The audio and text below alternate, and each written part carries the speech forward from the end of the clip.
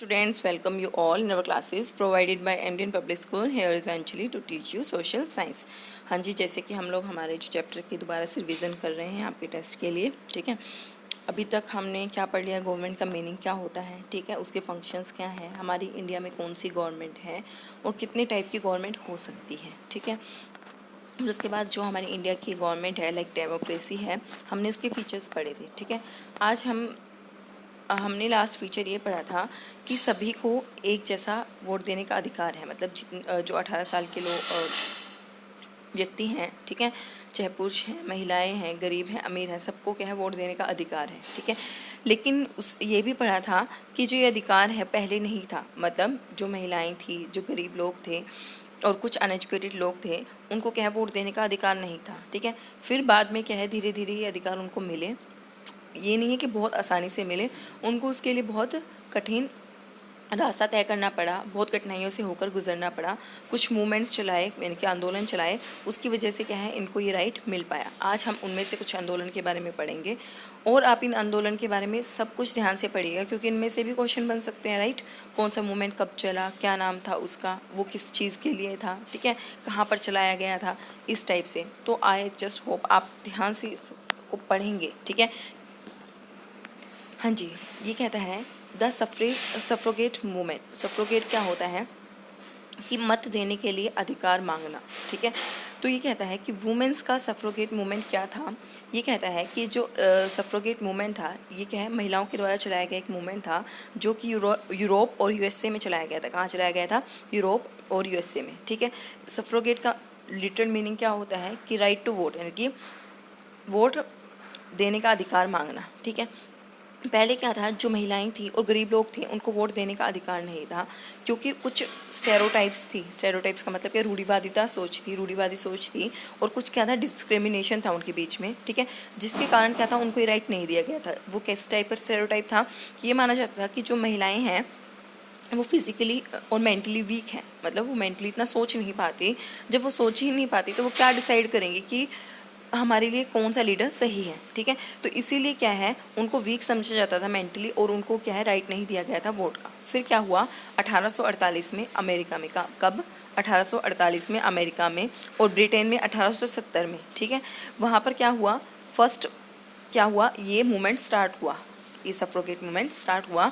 उसके बाद क्या हुआ, फर्स्ट वर्ल्ड वॉर हुआ, जब हमारा पूरे देश का वर्ल्ड वॉर हुआ, उसमें क्या हुआ था, इस मूवमेंट्स को क्या है थोड़ा सा पुश मिला। मतलब पहले ये बहुत धीरे धीरे मूव कर रहे थे, लेकिन जब क्या हुआ फर्स्ट वर्ल्ड वॉर हुआ, हमारा चला हुआ था, तब इसको पुश मिला। क्यों पुश मिला?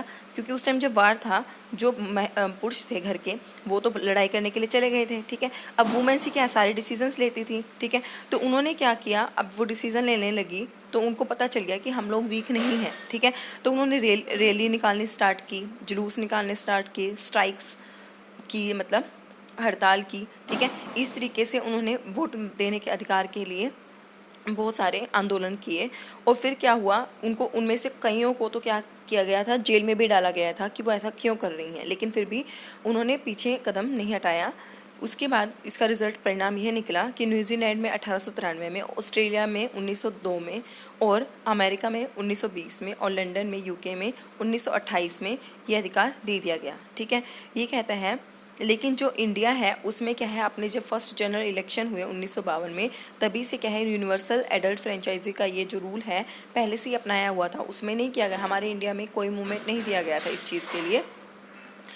किसके बाद? आज़ादी के बाद, ठीक है। आज़ादी से पहले तो बहुत आंदोलन हुए थे, लेकिन आज़ादी के बाद ऐसी किसी मूवमेंट की हमारे इंडिया में ज़रूरत नहीं पड़ी, क्योंकि जब इंडिया में सबसे पहले इलेक्शन हुए तो वो इसी प्रिंसिपल के ऊपर बेस्ड थे कि सभी को मत देने का अधिकार होना चाहिए। फिर हाँ जी, अब एक और आंदोलन है the anti apartheid struggle. Anti apartheid struggle, इसमें क्या था, ये क्या था, रंग भेद की नीति थी।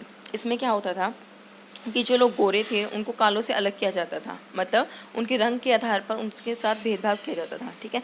साउथ अफ्रीका में लोगों को 3 रंग पे बांटा गया था, एक तो वाइट गोरे लोग, एक इंडियन जो हम लोगों का कलर है, इंडियन कलर है, ठीक है, लाइक ब्राउन सा है, ज़्यादा डार्क नहीं है हम लोगों का, ठीक है। और जो क्या है, एक ब्लैक कलर, इस तरीके से उनको बांटा गया था। जो ब्लैक लोग थे यानी काले लोग थे वो उसी देश के रहने वाले लोग थे, और जो वाइट लोग थे, गोरे लोग थे, वो वहाँ पर दूसरे देश से आकर रहने लगे थे। यानी कि साउथ अफ्रीका में जो लोग थे वो तो खुद वहाँ के तो काले ही थे, ठीक है। जो वाइट लोग थे जो उनके साथ डिस्क्रिमिनेशन करते वो बाहर से आकर वहाँ पर रहने लगे थे, ठीक है। इंडियंस वहाँ पे इसलिए जाते थे क्योंकि वहाँ पर काम इजीली मिल जाता था। इंडिया में इतना काम नहीं था, तो वो ट्रेड करने के लिए, व्यापार करने के लिए या काम ढूंढने के लिए वहाँ पर जाते थे, ठीक है। वहाँ पर क्या था कि जो गोरे लोग थे उन काले लोगों के लिए क्या है, अलग अलग रूल्स बनाए गए थे। उनको वोट देने का अधिकार नहीं था, उनको पब्लिक फैसिलिटी को यूज़ करने की परमिशन नहीं थी जो गोरे लोगों के लिए बनाई गई थी, ठीक है। उनके लिए जो एजुकेशन स्टैंडर्ड था वो भी अलग था।